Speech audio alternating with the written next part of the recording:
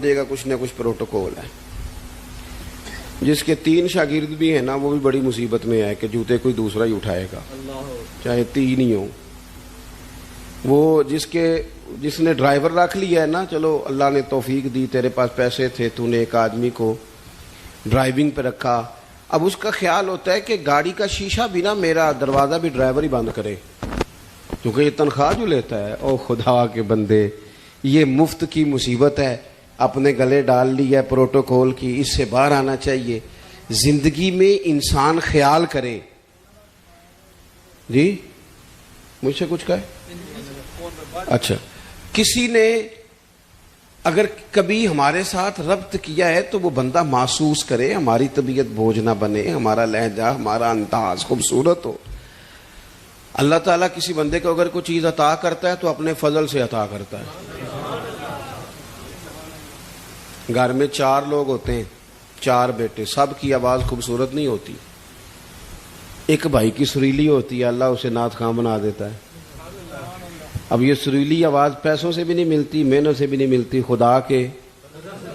تو شکر کرنے کی بجائے لوگ اپنی آواز کا ریٹ رکھ لیتے, اس کا ریٹ لگا لیتے, کہتے اتنے میں دوں گا. او بھائی یہ تو نے خریدی ہے, کیا بات کرتا ہے. یہ تقریر, واعظ و نصیحت یہ خدا کا فضل ہوتا ہے. اللہ تعالیٰ کسی کو اسپیکنگ پاور دے دیتا ہے, بات کرنے کا سلیقہ دیتا ہے, اس نے بھیجنا شروع کر دیا. وہ کہتا ہے میں اتنے پیسے لوں گا. اپنی اصل کو جو لوگ یاد رکھتے ہیں ان کے دل اپنے رب کی بارگاہ میں جھکے رہتے ہیں. وہ ہر وقت ڈرے رہتے ہیں, سہمے رہتے ہیں, سہمے. بھائی کوئی 2-4 بندے وچوں تقریر بھی تو سنو نا, سارے ہی موبائل چلان لگ پے ہو. میری طرف توجہ کرو, بناؤ مووی, میں منع نہیں کر رہا, پر میری بھی تو سنو نا. آپ ادھر دیکھتے ہیں تو میں پریشان ہو جانا, یہ کیوں ادھر تک دین. آپ میری بات پر گو, میں انہیں ٹوٹ جانا جے بشاک ایک دوجے دی مووی پہ بنایا جی. میں گیا تھوڑی دیر میں تو پہلے ہی بڑا بزدل ہوں, تقریر تھوڑی کرتا ہوں, اور آپ اور مجھے کمزور کر رہے ہیں. اور غور کریں عزیز بھائی, جب انسان سمجھتا ہے نا نعمت اللہ کی طرف سے ہے, پھر وہ جھک جاتا ہے, وہ ڈرتا ہے. پھر وہ کہتا ہے اوہو یار, وہ فلانا بندہ مجھ سے زیادہ سیانا ہے, اس کے پاس اتنے پیسے نہیں ہیں, مجھے اگر اللہ نے دیے ہیں تو اس کا فضل ہے. مجھے نا کہانیاں نہیں سنانی چاہیے. میرے رسول پاک نا اعلیٰ اخلاق کی بات کرتے, اونچی بات کرتے. ایک شخص آ گیا حضور سے ملنے, بخاری میں حدیث کی اصل موجود ہے.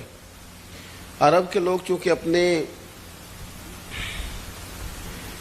غلاموں پر روب بڑا ڈال کے رکھتے تھے, پریشرائز کر کے رکھتے تھے. یہ طریقہ ہوتا تھا کہ وہ آواز نہ نکالے. مثلا غلام نے اگر جانور چھاؤں میں نہیں باندھا, دھوپ میں ہے تو مار پڑ جاتی تھی, کیوں نہیں باندھا. اور اگر اس نے کبھی باندھ دیا نا تو پھر بھی مارتے تھے, کہتے تھے تو اتنا سیانا ہو گیا, تو نے پوچھا ہی نہیں, مرضی کر دی تو نے. ایک مزاج ہوتا ہے پریشرائز کرنا, پریشان کرنا. اور آج بھی میں نے یہ انداز دیکھا ہے, پر غریبوں کے لیے, امیروں کے لیے نہیں ہے. یعنی وہ چلو وزیر تو ایک طرف رہ گئے, پیروں کا بڑا برا حال ہے. اللہ ماشاء اللہ, وہ بھی مرید تگڑا ہو تو رنگ اور ہے, بندہ ماڑا ہو تو انداز اور ہے. یہ ٹھیک نہیں. اقبال کہتے ہیں خدا بندہ یہ تیرے سادہ دل بندے کدھر جائے, خدا بندہ یہ تیرے سادہ دل بندے کدھر جائے. درویشی بھی عیاری ہے, شہنشاہی بھی عیاری, سارے عیار مکار ہو گئے. میرے عزیز نبی کریم صلی اللہ تعالی علیہ وسلم کی خدمت میں وہ شخص آیا اور اس نے آ کر کے نا حضور سے سلام لیا, تو اس نے صحابہ کو بھی نبی پاک کا ادب کرتے دیکھا, پر وہ سمجھ نہیں نہ سکا کہ یہ ادب ہے. اس پر مجبور نہیں کیا نبی پاک نے, کسی پر کوئی ایسی پابندی نہیں. اس نے ادب کرتے دیکھا, تو چونکہ اس نے بادشاہ دیکھے تھے, وہ ڈرنے لگ گیا اور کانپنے لگ گیا. حضور نے فرمایا کیوں ڈرتے ہو؟ کیونکہ وہ دور سے آیا تھا, ملک شام سے. تب وہ عرض کرنے لگا یا رسول اللہ صلی اللہ تعالی علیہ وسلم, میں نا مدینے کی ریاست کے سربراہ کے پاس آیا ہوں, ڈر لگتا ہے کوئی ایسی بات نہ ہو جائے, آپ ناراض ہو جائیں. ماڑا بندہ بیچارہ مفت کے روب میں آ جاتا ہے کئی دفعہ, اور حضور کو تو اللہ نے روب دیا ہے. سرکار کا تو اصلی روب ہے. یہاں تو بعض غریب مفت کے روب میں بھی آ جاتے, ڈر رہا. اب حضور اسے ایک تھپکی بھی دے دیتے, بات سمجھا بھی دیتے تو بات ٹھیک تھی, لیکن وہ بات تو دور چلی گئی. پتہ ہے حضور نے کیا فرمایا؟ فرمایا سن بھائی, تو کسی ریاست کے سربراہ کے پاس نہیں آیا, تو اس بیٹے کے پاس آیا ہے جس کی ماں گوشت کے خشک ٹکڑے کھا کے بھی گزارا کر لیتی. تو غریب ماں کا بیٹا ہوں, غریب ماں کا. حضور نے بتلایا کہ کسی اخلاق یہ ہے کہ کسی شخص کو آپ کسی پریشر میں نہ ڈالیں, اسے پریشان نہ کریں. آپ کا وجود, آپ کی طبیعت کسی کے لیے بوجھ کا باعث نہ بنے. میں نے اپنی زندگی میں ایک ارادہ کیا ہوا ہے, اس کے لیے مجھے نیند بھی کم کرنی پڑتی ہے. میں نے دیکھا کہ جب کسی کو بلایا جاتا تھا نا, خطیب صاحب کو, پیر صاحب کو, تو بڑے بڑے فون کرنے پڑتے تھے, کتے پہنچے ہو, کتے آ گئے ہو, باہر جانا پڑتا سی, بندے پریشان ہو جاتے تھے. میں نے یہ کہا ہے کہ اگر کسی نے کہا ہے نا 2 بجے, تو وہاں 2 بجے سے 5 منٹ پہلے جانا ہے. سانو ٹینشن جنی مرضی ہوئے, سامنے والے نے دلانا ہوئے. میری بات کی سمجھ آ رہی ہے؟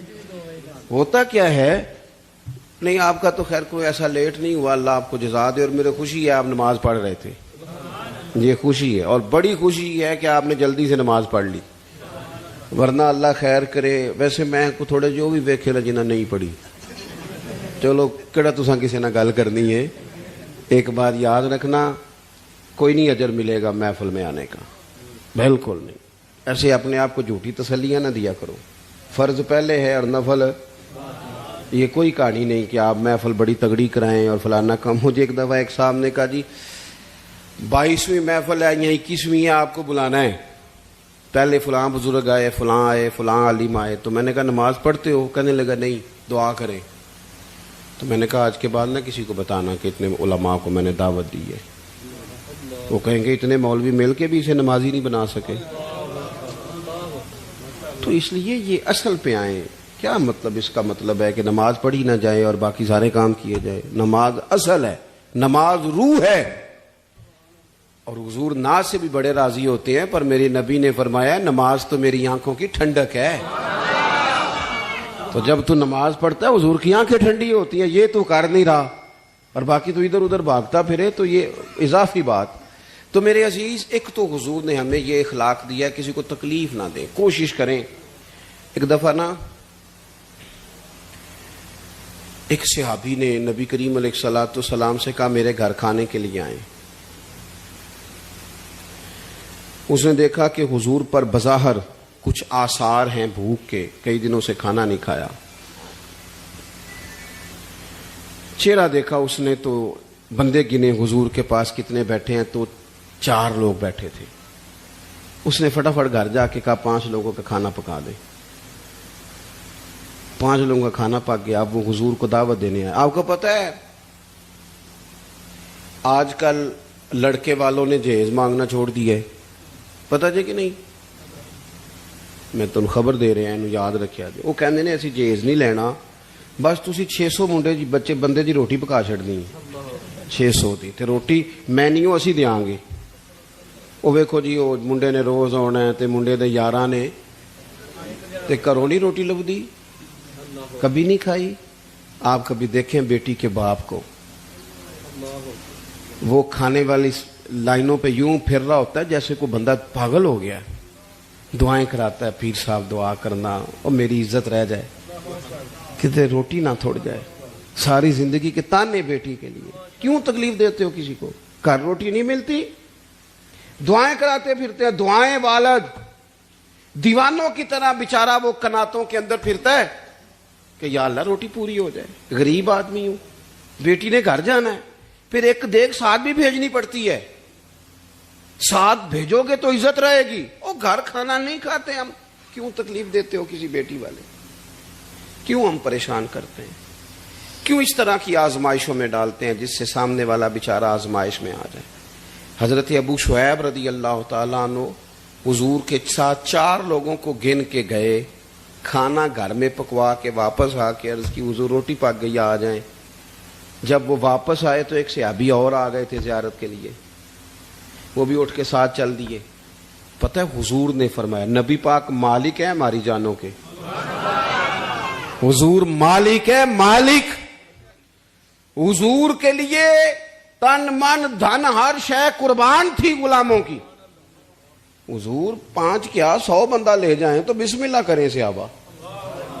لیکن نبی کریم نے اصول دیا, اخلاقی عالیہ کی بلندی سکھائی. اس صحابی کے گھر کے دروازے کے قریب جا کے حضور نے فرمایا, بھئی 5 بندوں کا تم نے کھانا پکایا تھا, یہ جو شخص آئے ہیں یہ اپنی مرضی سے آئے ہیں, میں نے دعوت نہیں دی, اگر تم اجازت دو تو یہ اندر آئیں گے ورنہ یہ واپس جائیں گے. تم اگر اجازت دو. کسی کو تکلیف دی جا سکتی. ہمارا حال یہ ہے کہ ہمیں خبر کا پتہ بھی نہیں ہوتا کہ فلانے نے یہ کیا ہے کہ نہیں کیا, لیکن الزام گھر بیٹھے بیٹھے الزام لگا دیتے.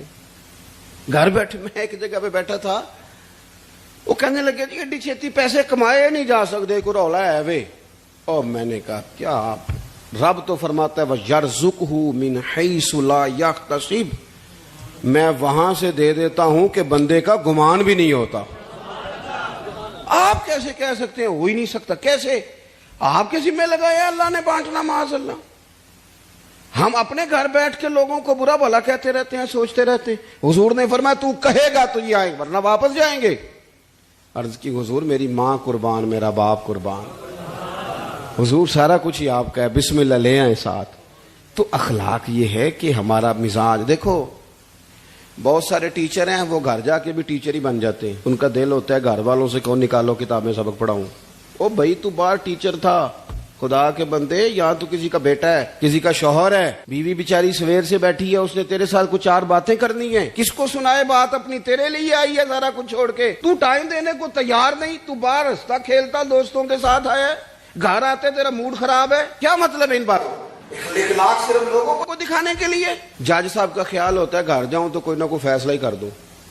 علامہ صاحب, پیر صاحب, ان کا بھی خیال ہوتا ہے میں جاؤں تو سارے اٹھ کے کھڑے ہو جائیں, قبلہ آ گئے. کیا بات کرتے. زندگی کو نارمل بنائیں. جو اخلاق ہمیں ہمارے رسول نے عطا فرمائے, نبی کریم نے جو ذوق ہمیں دیا ہے, حضرت سیدہ طیبہ طاہرہ, حضرت عائشہ صدیقہ, اللہ توڑا پلا کرے جی. تو پہلے دسنا سی پیسے دینے نے, اللہ آپ کو خوش رکھے. اے مینو بڑے نے جی جڑے آ گئے نے, انہاں کو بندہ اٹھیا جی. پیسے لین آئے ہوندے تے تہاڈے نال پہلاں کوئی گل کردے.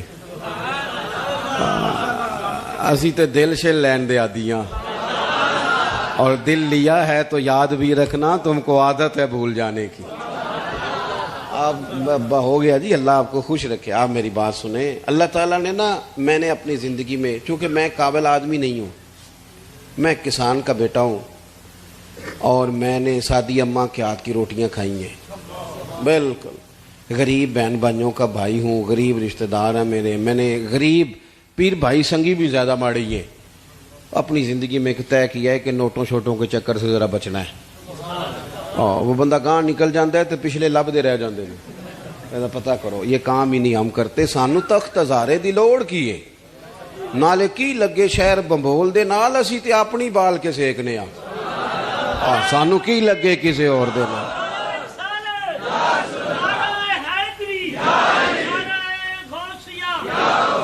بالکل اللہ آپ کو خوش رکھے, سلامتی عطا کرے. میں نے تو یہ طے کیا ہے اپنی, دیکھیں میں نظر نیاز کا مخالف نہیں. نذرانہ تو حضور نے فرمایا تھا حضرت عمر سے, جو خود بخود ملے وہ اللہ کی طرف سے ہے, بخاری میں موجود ہے. لیکن کیا مصیبت ہے, آپ طے کر رہے ہیں, ریٹ لگا رہے ہیں. میں نے ایک دفعہ نا, اور میں جمعے میں دوستوں سے کہہ رہا تھا کہ اب تو ماحول بدل گیا ہے. زیادہ جھوٹوں میں ایک بندہ سچ بولے تو سچ اجنبی لگتا ہے. وہ سچ اجنبی لگتا ہے کہ یار یہ اسے سچ ہی بول دیے. ایک دوست نے بڑی دور سے فون کیا, بڑی دور سے, آپ کا ٹائم درکار ہے. میں نے کہا ہاں ان دنوں میں میرے پاس گنجائش ہے, میں آ جاؤں گا. کہنے لگے پیسے کنے؟ میں نے کہا یار نہیں میں آ جاؤں گا. کہنے لگے نہیں پھر بھی بڑی مروت بڑی ہو گئی, کچھ بتائیں. میں نے کہا یار آپ شرمندہ کرنے لگ گئے ہیں, میں انشاءاللہ اللہ توفیق دے گا, اللہ نے صحت دی تو میں حاضر ہو جاؤں گا. تو بندہ پتہ مجھے کیا کہتا ہے, کہتا ہے اگر آپ پیسے بھی نہیں لیتے پھر آپ کے مقاصد کیا ہیں؟ میں پریشان ہو گیا. او میں نے کہا بے موسمہ پھل نہیں سمجھ میں آ رہا تمہیں. او خدا کے بندو, یہ میرے رسول پاک کا دین ہے. تمہارا کا خیال ہے اچھے لوگ نہیں ہیں؟ میں سب سے گناہگار ہوں، چھوٹا ہوں، حضور کی امت میں بڑے بڑے نیک لوگ موجود ہیں. تو اس لیے زیادہ الجھے نہیں ان چیزوں میں. اللہ آپ کو جزائے خیر دے. بس میں بات سمیٹنی ہے جلدی، ایک دو باتیں اور کرنی. آپ میری بات پر توجہ فرمائیں گے. نبی پاک علیہ الصلوۃ والسلام جب گھر آتے نا تو حضرت عائشہ صدیقہ رضی اللہ تعالی عنہ فرماتی ہیں جتنی دیر حضور گھر رہتے تھے نا، یہ آپ نے یاد رکھنی ہے بات، شفا شریف میں موجود ہے اور بھی کتابوں میں موجود ہے، جتنی دیر حضور گھر رہتے تھے نا، گھر والوں کا کوئی نہ کوئی کام ہی کرتے رہتے تھے. ہم نہ بن جاتے ہیں مخدوم بن کے ہماری خدمت کرو، پھر ہم تنگ بھی ہوتے ہیں کہ میں اتنا بڑا آدمی ہوں، دیکھو فلانا پانی لے کے نہیں آیا، فلانے نے سلوٹ ہی نہیں کیا. مجھے بڑی یاد ہے، میں کبھی کبھی نا اپنی اماں جی سے کہتا کہ اماں جی آپ کی ماشاءاللہ بیٹیاں ہیں، بہویں ہیں، اب آپ کام چھوڑ دیں، آپ خود کو اٹھ چلی جاتی ہیں فلانی چیز میں خود بنا لیتی ہوں، سبزی کاٹ لیں تو چھوڑ دیں.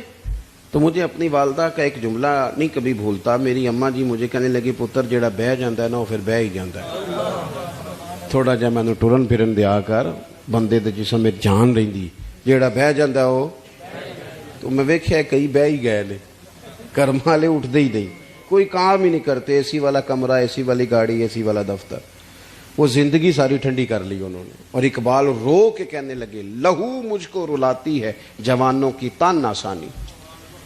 تو اپنے ارد گرد کے جتنے لوگ ہیں ان کا کوئی کام کیا جائے، ان کے لیے نا کچھ آسانی کی جائے.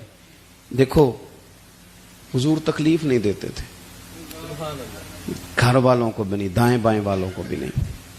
حضرت عائشہ صدیقہ فرماتی ہیں اگر کھانا پسند ہوتا کھا لیتے، نہ پسند ہوتا تو چھوڑ دیتے، پر اس میں سے نقص نہیں نکالتے تھے.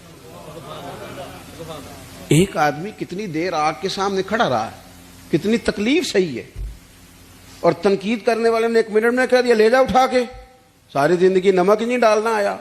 یہ لہجہ کتنا خطرناک ہے. آپ کو پتہ ہے کہ گرمیوں میں آگ کے سامنے کھڑے ہو کے کھانا پکانا کوئی آسان کام ہے؟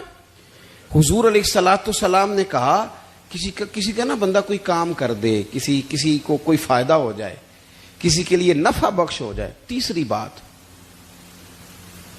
حضور علیہ الصلوۃ والسلام نے چاند کے 2 ٹکڑے کیے، ڈوبے ہوئے سورج کو نکالا ہے، درختوں نے سجدہ کیا، پتھروں نے کلمہ پڑھا. یہ سارے معجزے اللہ نے میرے رسول کو عطا فرمائے. لیکن حضور کا جو تعارف ہوا تھا نا لوگوں کو، سب سے پہلا تعارف یہ تھا کہ یہ صادق اور امین ہے. اس سے حضور کی عظمتوں کا تعارف ہوا تھا، سچ بولنا ہے اور دیانتدار رہنا ہے. ہمارا یہ مسئلہ بن گیا ہے. ہمارے ملک کا سب سے بڑا مسئلہ نہ معیشت کا ہے، نہ معاشرت کا ہے، نہ کچھ اور ہے. اس ملک کا مسئلہ دیانتداری کا ہے.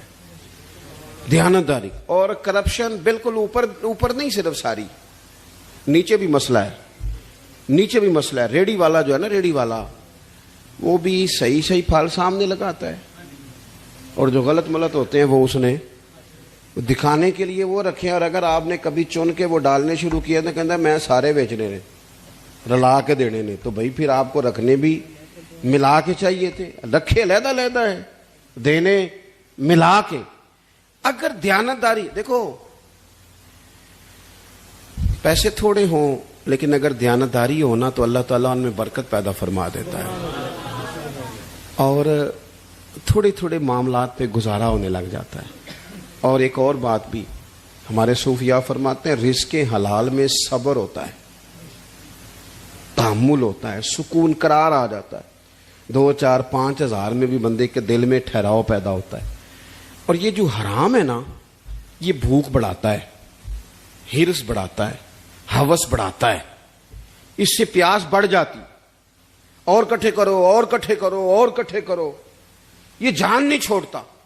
نبی پاک نے سچ کا سبق پڑھایا، سچ کا. رسول پاک دیانتداری کی بات کرتے، پہلا سبق ہی سچ کا دیا. ایک صحابی نے پوچھا یا رسول اللہ مومن بزدل ہوتا ہے؟ فرمایا ہو جاتا ہے کبھی. بخیل ہوتا ہے؟ فرمایا ہو جاتا ہے کبھی. یا رسول اللہ مومن جھوٹا بھی ہوتا ہے؟ فرمایا نہیں، میرا مومن جھوٹ نہیں بولتا. مومن جھوٹ نہیں بولتا. हुजूर सच बोलते। नबी पाक के जो पक्के दुश्मन थे ना, पक्के, कैसरे रूम ने अबू सुफियान अभी कलमा नहीं पढ़ते थे, अपने दरबार में खड़ा करके दर्जनों सवाल पूछे। एक सवाल उसने ये भी पूछा, कहा आप मुखालिफ हैं, चचा होके आप नहीं मानते, उनसे जंगे लड़ते हैं, ये बताएं कभी उन्होंने झूठ भी बोला है? ओ सज्जनों सुनो ना, ओ दोस्तों सुनो यार, कभी बंदे की जुबान से कोई ऊपर नीचे निकल ही जाता है? कभी झूठ भी बोला? कभी?